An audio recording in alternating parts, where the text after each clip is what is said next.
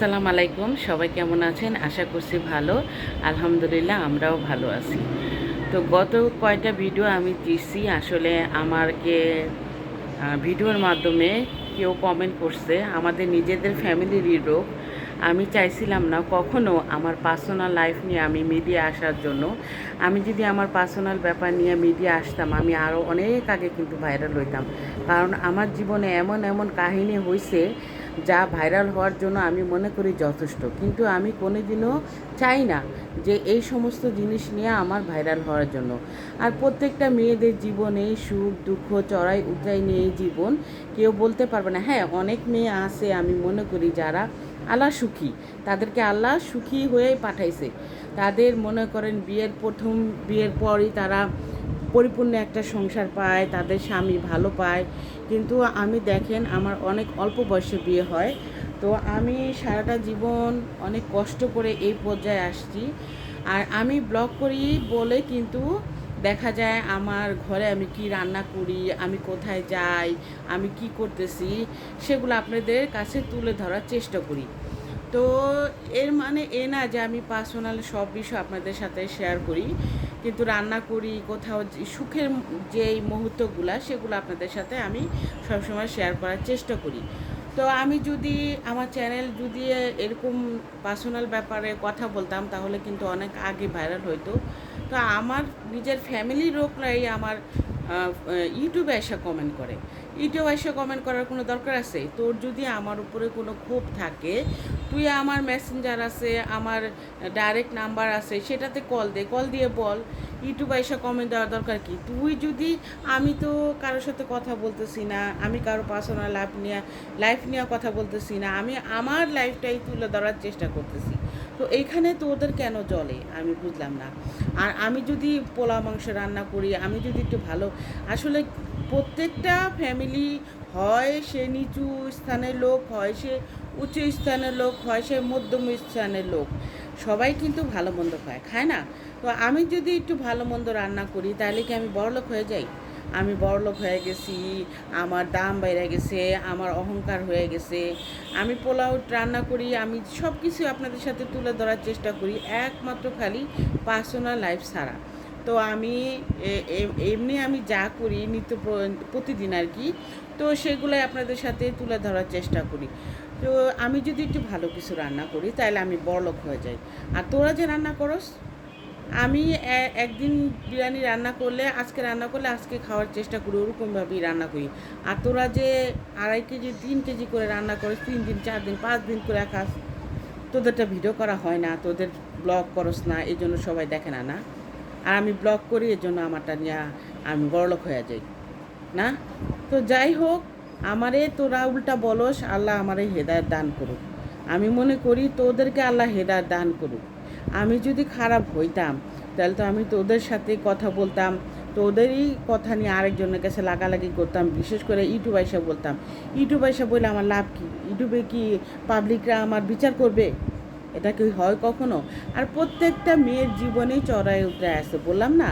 হয়তো কয়েকটা মেয়ের জীবনে প্রথম থেকেই ভরপুর সংসার হয়, তাদের স্বামী ভালো থাকে, তাদের শ্বশুরবাড়ির লোকরাও ভালো থাকে। হ্যাঁ, আমি বলবো না যে আমার শ্বশুরবাড়ির লোকরা খারাপ। হ্যাঁ, আমার শ্বশুরবাড়ির লোকরাও আলহামদুলিল্লাহ অনেক ভালো। তো আছে কয়েকজন থাকে না? তো এটা প্রত্যেকটা ফ্যামিলির ভিতরেই থাকে। তো যাই হোক, আমি এইসব ব্যাপারে আর কোনো দিনও কথা বলতে চাবও না, আর চাইও না। কিন্তু একটা জিনিস, আমাকে যদি কেউ উস্কায়, আমাকে যদি ভিডিওতে কেউ কমেন্ট করে, কিন্তু আমি কাউকে ছেড়ে কথা বলবো না। কারণ আমি সারাটা জীবন কষ্ট করছি, এখনও কষ্ট করে যাইতেছি। আর আমাকে বলিস আমি অসুস্থ থাকি, আমি আল্লাহকে ভয় পাই না। আমি কেন অসুস্থ থাকি? আমি যখন সুস্থ ছিলাম, আমি যখন সবার নিয়ে করছি, সবার কাছে ভালো হইনি কখনো। আর এখন আমি কার জন্য অসুস্থ? তোদেরকে কইরাই আমি অসুস্থ। কিন্তু আমার সময় কেউ নাই। আমি সবার সময় থাকছি, আমার সময় কেউ নাই। আমার সময় আল্লাহ আছে। আল্লাহ আমাকে যদি অসুস্থ দিয়ে সুখে থাকে, আমিও সুখী। আল্লাহ যদি আমাকে সুস্থ দিয়ে সুখে রাখে, সেটাও আমি সুখী। আল্লাহ যদি আমাকে তাড়াতাড়ি নিয়েও যায়, সেটাও আমি সুখী। আমি সব দিক দিয়ে সুখী। তো যাই হোক, কেউ যদি একটু ভালো রান্না করে, কেউ যদি একটু ভালোভাবে চলে, সেটাই কি বড়লোক হয়ে যায়? সেই কি একদম ভালো পর্যায়ে চলে যায়? যদি সেটা ভালো পর্যায়ে বড়লোক হয় বা ভালো পর্যায়ে চলে, আল্লাহর কাছে দোয়া কর তোদের মুখে ফুল ফুটুক, যেন সেইটাই আল্লাহ সত্যি করে দেয়, তোদের উছিলায় অন্তত পক্ষে সেটা সত্যি করে দেয়। তোদের কাছে একটা রিকোয়েস্ট, আমি কিন্তু তোদের ব্যাপারে কখনো কারোর কাছে কিছু বলি না, আর বলতেও চাই না, বুঝছস? কিন্তু আমার ব্যাপারে নিয়ে তোরা নাড়াচাড়া করিস না, তাহলে কিন্তু আমি আর চুপ থাকবো না। আর আমি এগুলা চাইও না মিডিয়ার ভিতরে কিছু বলার জন্য। মিডিয়া বলে লাভ কি? মিডিয়া কি আমার বিচার করবে? কেউ বিচার করার তো কেউ নাই। আর আমার ফ্যামিলিতে সবাই কম বেশি ভালো আছে, কম বেশি কি ভালোই আছে। আমার শ্বশুরবাড়ির ফ্যামিলির লোকরাও ভালো, আমার বাপের বাড়ির লোক বলতে তো আমার একটা মাত্র ভাই।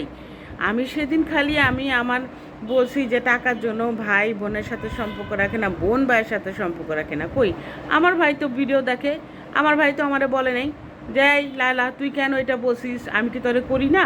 আমার ভাই তো আমাকে যথেষ্ট করে।